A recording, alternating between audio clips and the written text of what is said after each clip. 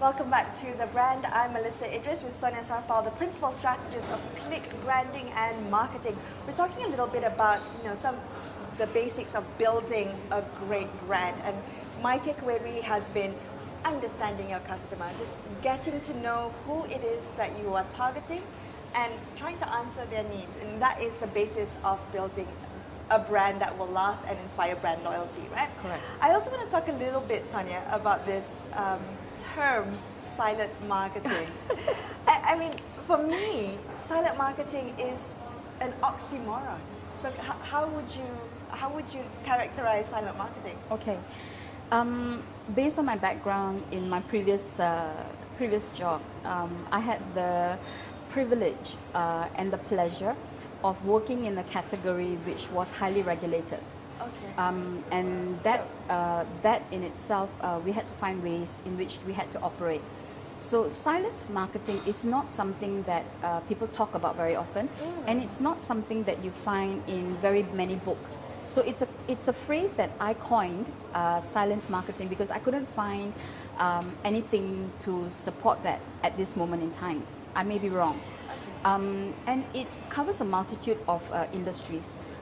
Tobacco would be one of them in Malaysia, alcohol, pharmaceuticals, infant formula, pesticides. So there are many industries that are actually governed by silent marketing, where there are certain rules and regulations that prohibit the communication to the end consumer. Okay, so not using the normal channels of advertising. I'm familiar with tobacco and alcohol and pharmaceuticals to a certain degree. I didn't know infant formula was also part of that Yes, category. it is actually. Oh. Up until maybe the 40s and 50s, or maybe even the 60s, you would be able to find advertising on infant formula brands. And if you go back and you just Google, Uncle Google knows everything at the moment. So if you just Google or if you do an internet search, you can see all posters of infant formula brands from around the world. Now, the reason why it became a sore point or it came under silent marketing was because of the promotion of breastfeeding. I see. So there is always a need for the particular industry to have a reason why they restrict the communication of a particular product. Okay. So understanding silent marketing is that it's highly regulated. So the amount of communication that reaches the end consumer is almost non-existent. And it is up to the marketeer to actually find out why it's there, what are the regulations around it, are there any gray areas, and what is the risk aversion of the company in terms of actually approaching this subject. Okay. The other flip side of a coin is silent marketing when you have no money. Oh, okay. That's another type of silent marketing. That's another silent marketing. So when you have no money, how do you market, right? Right. So that one's an easy one. Just go digital, spend a little bit of money, and you're done. But the true silent marketing would be the highly regulated industries, where you actually need to understand law and legislation. Okay, so if an industry is so highly regulated that brands are not able to reach consumers in the traditional ways of advertising, then marketers have to get creative. Yes. So how have you seen the workabouts for that? Okay. It depends on whether a marketer is lazy or not. At the end of the day, I'm sorry. I'm sorry I have to say that. That's okay. Okay. And whether a marketer is creative or not.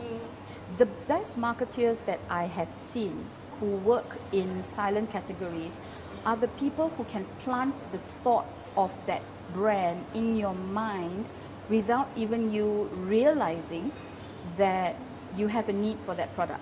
And they do it in multiple channels. How? Okay, so for example, pharmaceuticals. So where would they go? They would go see a doctor, and the doctor would then prescribe. And the doctor would prescribe brand A, brand B, brand C. But the doctor has a preference of a particular brand. Why? Maybe it's because of the clinical trials that are presented, the factual evidence that is presented to say that this particular drug is more superior to this drug. or it could be a slightly sinister need behind a favored drug. Okay. You know? Yeah. So we have to understand the workings of how that category actually works, and Right. it differs from industry to industry, and the methods in which you can actually approach through a third party or a fourth party or even a fifth layer is very different. Okay. So the first rule of silent marketing is to understand the category. What is the root cause of that particular industry being made silent? Okay. Then to understand the regulation around it, and then to understand what are the options that are available to you. Okay, so for instance, Sonia, you said the infant formula industry was regulated because of the promotion of breastfeeding. So understanding that is the reason behind it. Then the workabouts would be, for instance, going around and target, because you can't advertise to mothers on a normal basis. How would you then, as a brand owner, figure out ways to work around those regulations? Okay, you're putting me in a little bit of a spot here. Because it's a little bit sensitive in this question is a little bit sensitive. So Okay. you're putting me in a little bit of a tight spot. So What would be the workabout? okay, what would be the workabout? What is regulated is infant formula between 0 to 12 months. Right. Okay, but 12 months and above at this moment is not highly regulated. I see.